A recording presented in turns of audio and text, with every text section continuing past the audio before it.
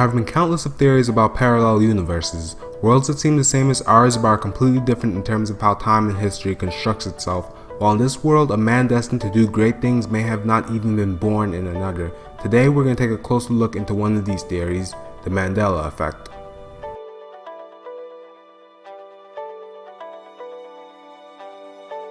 Existence and discussion of the Mandela Effect first surfaced in 2010 as it was described by a blogger of the name Fiona Broom. Fiona described her experience from a convention called DragonCon, where she discovered that other people had a false memory in comparison to hers. In Fiona's case, it was Nelson Mandela, who she had recalled dying in prison in the 1980s. See, I thought Nelson Mandela had died in prison. I thought I remembered it clearly, complete with news clips of his funeral, the mourning in South Africa, some rioting in cities, and a heartfelt speech by his window. Then I found out he was still alive. Fiona went on to explain of other alternative memories, such as episodes of Star Trek that never existed and the death of the Reverend Billy Graham, all of which were also supported by other people who previously kept in the dark about these false memories.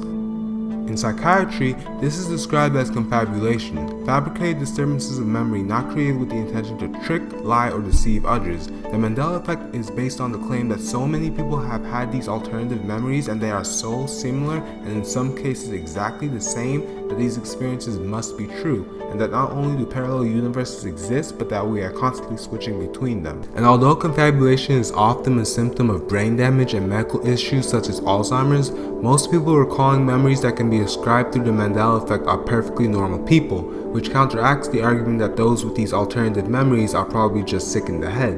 A popular example of this theory is the once popular children's show and book, the Berenstain Bears. Although the word Berenstain is spelled with an A, there's a good percentage of people, including myself, who spelled, read, and even pronounced it as if there was an E there, even though the theme song clearly says Berenstain. And although this could be brushed off as a simple misinterpretation, people are paranoid over the fact that they aren't alone. This has happened to thousands of other people. However, the problem with something like the Mandela Effect is this: just because you hear something or even see something, that doesn't mean it's true.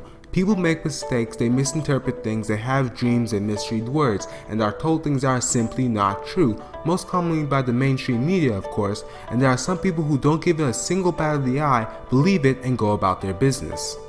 Sadly, the most logical way of thinking is also the most boring one. On one hand, something like the false death of Nelson Mandela could have just been a false rumor spread from person to person, while on the other, parallel worlds do exist. For all we know, you could be watching this video inside of one and not even know it.